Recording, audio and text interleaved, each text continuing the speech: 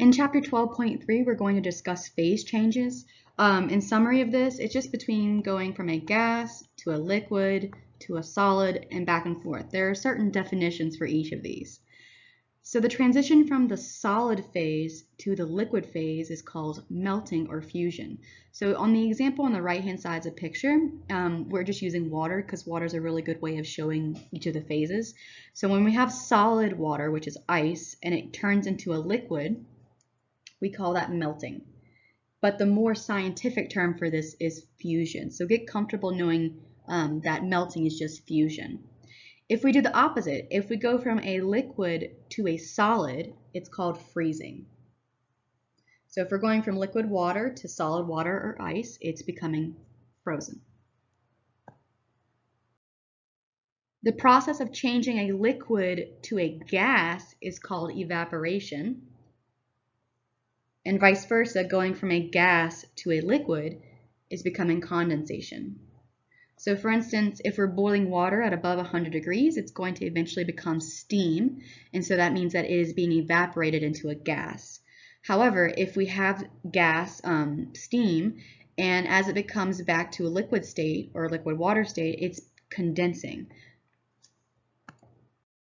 And lastly, it is possible to completely skip the liquid state. So if a solid enters the gas state directly, this is called sublimation. So that's when we completely skip the liquid state. So very specific circumstances have to happen for this to happen, but it is possible. And then the opposite, if we're going from a gas straight into a solid, that's called deposition. Here's another way we can draw the phase diagram. So we have each of the three different phases, gas, liquid, and solid. So if we're going from gas to a liquid, that's condensation. Liquid to a solid, freezing. And solid to a gas, sublimation. So if I go backwards, gas to a solid, deposition. Solid to a liquid, melting or fusion. And then liquid to a gas, vaporization. Example 12.10 says identify the phase change described by the following equations. Notice the one thing is it's the exact same compound. The change is going to be in the phases. So A is going from a solid to a liquid. So what phase change does that represent? That means melting. But we're going to use the more scientific term of fusion. And then part B, CO2 is going from a gas to a solid. That's just going to be deposition. And then part C, NH3 is going from a liquid to a gas. So that's evaporation. But the more scientific term I want you to get comfortable with is just vaporization.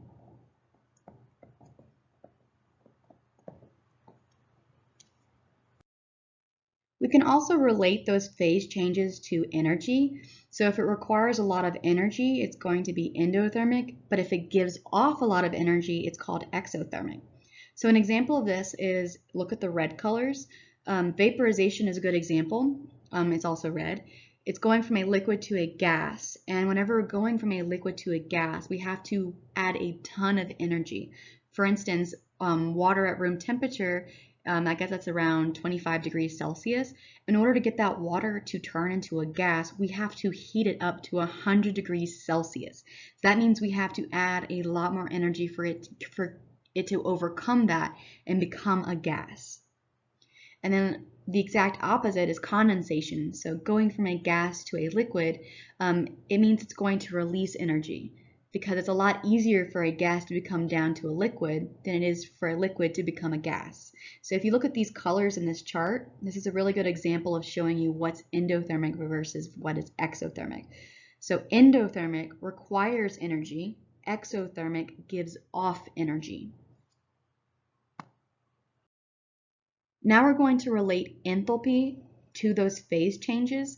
So we use the word enthalpy to describe the energy required for that phase change to happen. So specifically, if I use enthalpy of vaporization, That's just the delta H. H represents enthalpy. And we'll put a word behind it, and that word represents the phase change. So if I say it's vaporization, that means I'm going from a liquid to a gas. So that delta H is the energy required for 1 mole of a liquid to turn into 1 mole of a gas. But if I change that, and I say, for instance, fusion, that's how much energy is required for 1 mole of a solid to turn to a liquid. Or lastly, sublimation, 1 mole of a solid to turn into 1 mole of a gas. So whatever word we put at the end of that represents those phase changes, and that delta H represents the amount of energy required for that phase to change. And we also use heats of vaporization to describe this too. So either it's enthalpy or heats of vaporization, fusion, or sublimation. Looking back to the endothermic versus exothermic graph, we know that vaporization, fusion, and sublimation are all endothermic, meaning that it requires energy for it to overcome those intermolecular forces and turn into a different phase. So on this graph, we're showing all those endothermic reactions. So it requires energy to go from a solid to a liquid, from a liquid to a vapor, or even from a solid straight to a vapor.